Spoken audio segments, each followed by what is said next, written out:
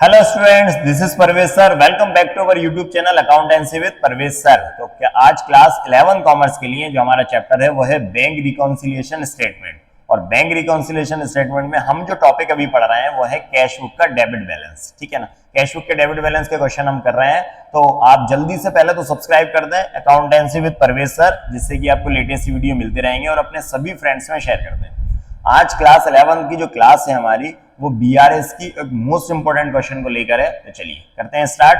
आज का हम क्वेश्चन बैंक रिकॉन्सिलिएशन स्टेटमेंट, इसका जो बेसिक कंसेप्ट है वो मैंने पार्ट 1 में अपलोड कर दिया है, पार्ट 1 नाम से। तो आप यूट्यूब पर हमारे channel accountancy with Parvez sir में जब सब्सक्राइब करेंगे तो आपको क्लास 11 कॉमर्स की प्लेलिस्ट मिलेगी। तो प्लेलिस्ट में जब आप देखेंगे बैंक रिकॉन्सिलिएशन स्टेटमेंट का पार्ट 1, तो वहां पर आपको ये सारी चीजें मिल जाएंगी। कैसे? ठीक है, चलिए। तो आज का जो क्वेश्चन है हमारा बहुत शानदार क्वेश्चन है।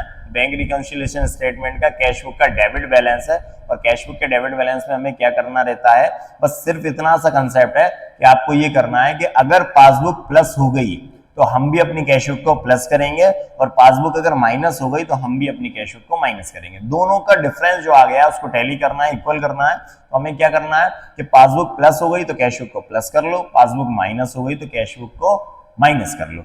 और अगर कैश बुक माइनस हो गई और पासबुक में कुछ नहीं हुआ तो हम क्या करेंगे, कैश बुक को प्लस कर लेंगे तो बराबर हो जाएगा। या कैश बुक प्लस हो गई, पासबुक को कुछ हुआ नहीं, तो पास हमारी कैश बुक को हम क्या कर लेंगे, माइनस कर लेंगे, तो इक्वल हो जाएगा। ठीक है, चलिए। तो सबसे पहले तो हम क्वेश्चन रीड करते हैं।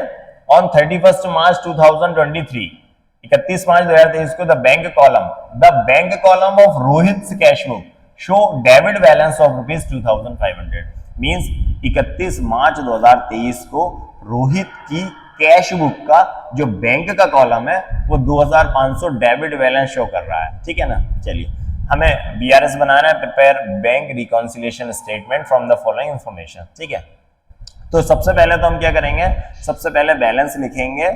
डेबिट बैलेंस है कैश बुक का, तो यहां लिखेंगे, शायद तो आप direct balance as per cash book लिख सकते हैं या डेबिट बैलेंस एज पर। चलिए, सॉरी, पेन ले लेते हैं पहले हम।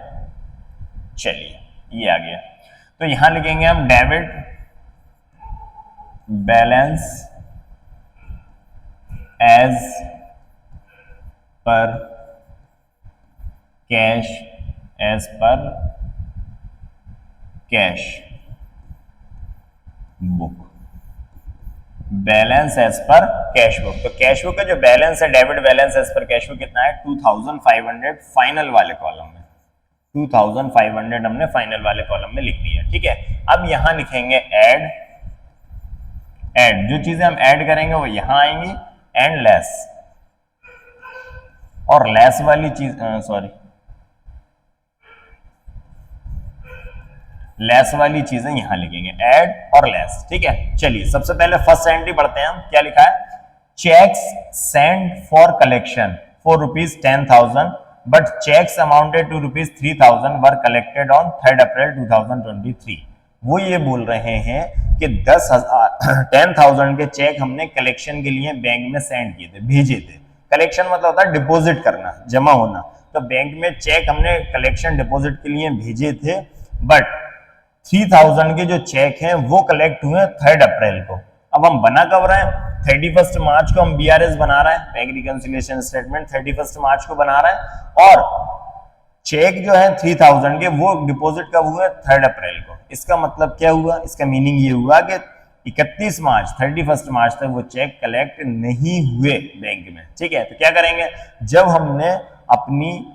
हमने चेक बैंक में कलेक्शन के लिए सेंड किए थे तो अपनी कैश बुक को क्या किया होगा, प्लस किया होगा, क्योंकि जमा करने भेजेंगे तो हम अपनी कैश बुक को बढ़ा लेंगे।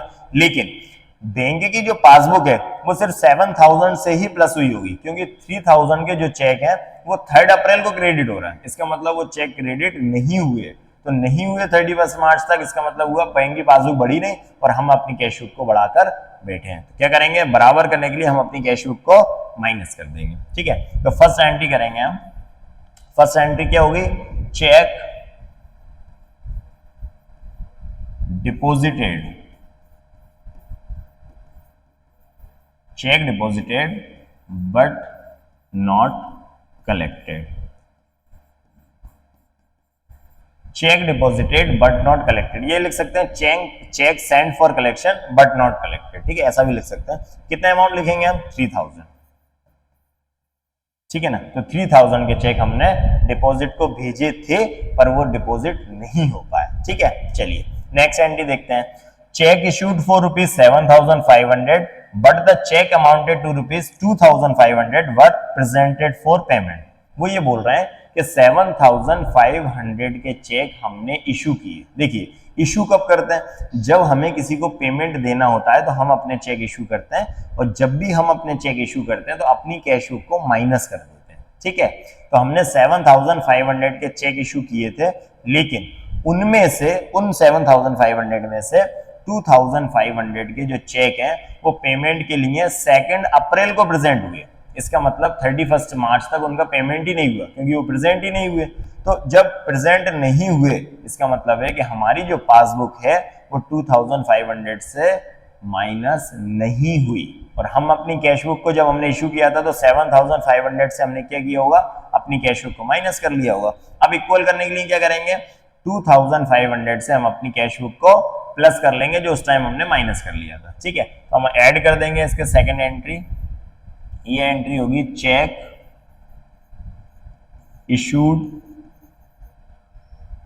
Issued but not presented for payment. Check issued but not presented for payment, तो कितने आएगा? 2,500, सॉरी 2,500, हाँ 2,500, ठीक है ना। और बैलेंस भी कितना था? 2,500 था, ठीक है। चलिए अब आगे बढ़ते हैं। नेक्स्ट क्या है? Bank credited the interest ₹100। Bank ने क्या किया? इंटरेस्ट क्रेडिट किया 100 रुपए। तो बैंक जब भी कोई चीज क्रेडिट करती है पासबुक में, तो हमारी पासबुक प्लस हो जाती है, ठीक है ना। पासबुक क्या हो जाती है? प्लस।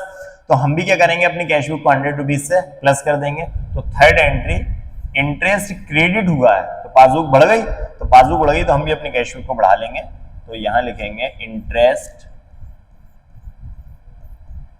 क्रेडिटेड,